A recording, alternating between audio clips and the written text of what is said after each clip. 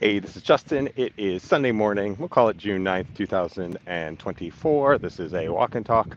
I'm in Freedom Trail in Boston. We just did a weekend trip over here yesterday to yeah, do whatever you do in Boston to visit some friends. So decided to do a video walk and talk this morning to go through some of the morning routine stuff and getting some of the ideas that are rattling around inside the head, outside the head. Also decided to not go hands free this morning and do a full video. So I'm holding up the neck desk right now, which I guess is serving as like a selfie stick to get a decent angle on the video. I'm looking for a camera that will actually be able to elevate, having a long enough neck to be able to elevate, so can do some of these things hands-free, because this will be a short video, because it's going to be annoying to hold it up, plus you can't be 100% present when we're doing these type of videos. So what stuff we're messing around with this morning. So first of all, check-ins with the coaches. Well, just do a basic check-in in the morning with a couple of different people, with family, and did that typically audio messages on chat. Then went to checked in with some friends, made some plans for today. Checked in with my wife. My daughter's still sleeping, which is great. We were out late last night. And then did a video check-in with my health coach, which is also my weekly report. So we're at a place right now, it's very easy to dictate some weekly reports and to start to put some stuff into some templates.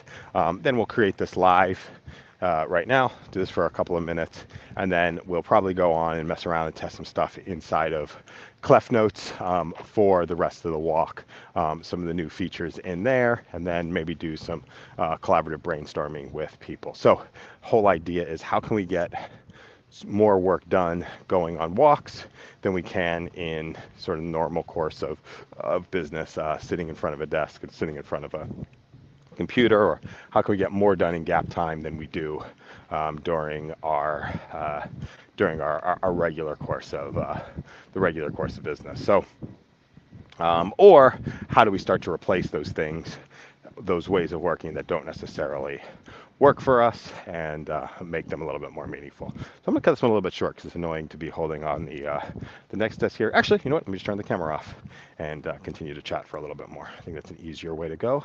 And I think that's what I'm gonna start doing more often. Let's just turn the camera off. Let's make this an audio. And we got it. All right, perfect.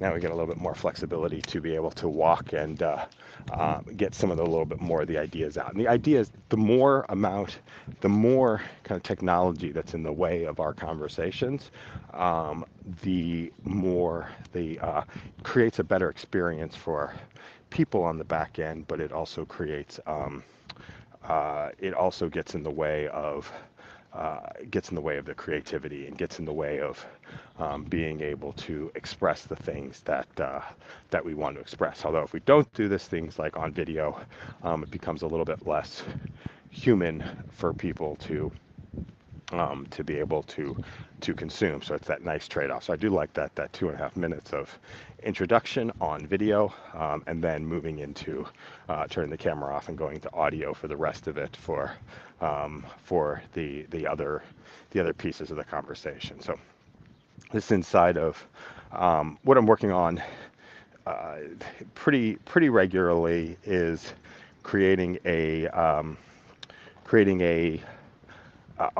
like almost a relationship management tool, just by being able to speak. So everything has Otter.ai in the background. When I create this, Otter's not on when you do the live stream, because you can't do a live stream and Otter at the same time.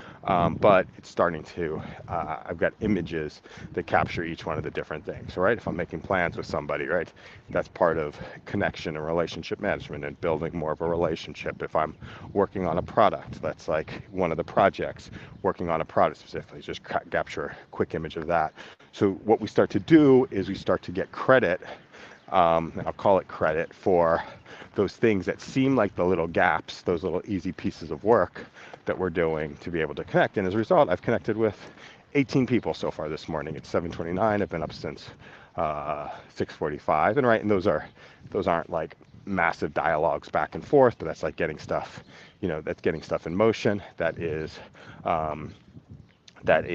saying, hey, something we're talking about is on something I'm thinking about is or something that we're working on together, or something that we're thinking about is on my mind. So I've had 18 reach outs. I've had 3 people come back of those, but that's the value of the asynchronous communication, is we can be in communication with a whole bunch more people without the cost of the overhead of scheduling and scheduling and